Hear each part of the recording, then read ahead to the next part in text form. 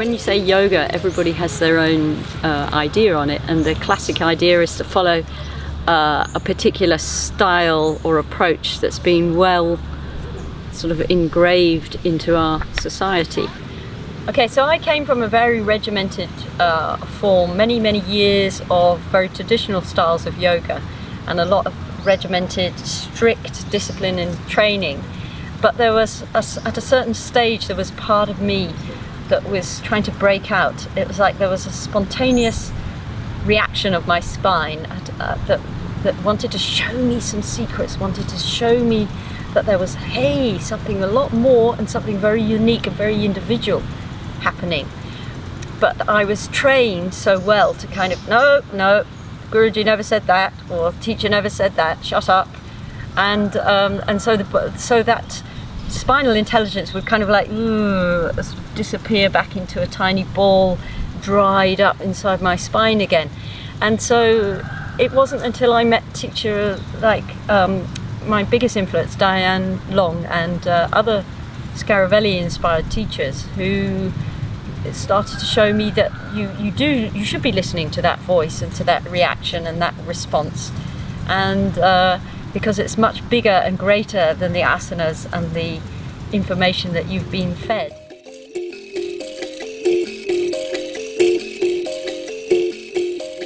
Let's put it in a posture context.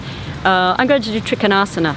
So I think I'll do Trikonasana. So I go to do the pose, and then at a certain point into the pose or during the pose, I'm listening because I'm honing my awareness to get the response that the spine and the body's saying, I want to do this now, I want to do that now, not should I be doing this or don't do that. So the critic or the classic instructor, the instructor inside us, has been shoved out to the side, and the body is showing it that it's much more intelligent than that, and much bigger than the posture, and much greater, and can bring in so much more. So the critic or the teacher might be going, but what about you? And it's just like knocked out of the way, and the dance and the joy has taken over.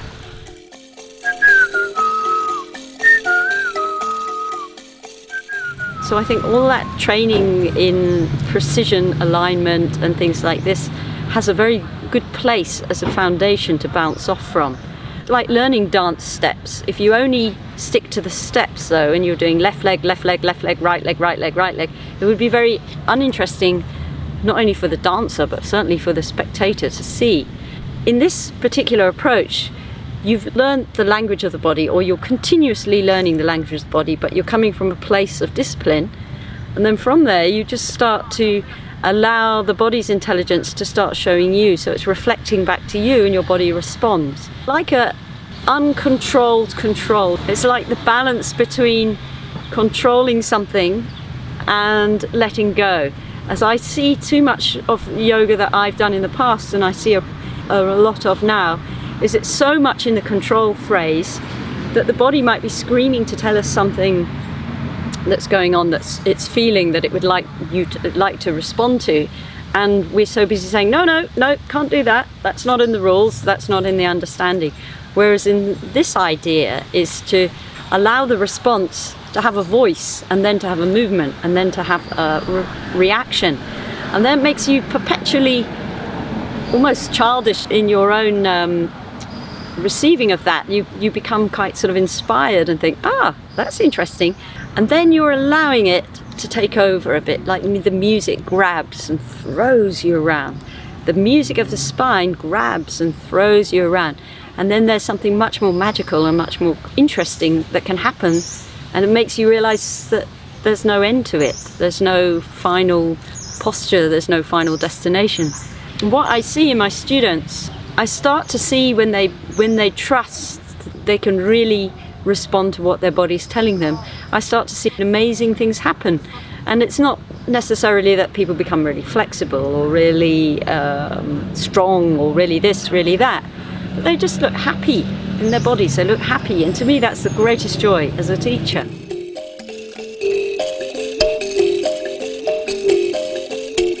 There is one premise which you can really follow, which is that when something feels light, it's correct.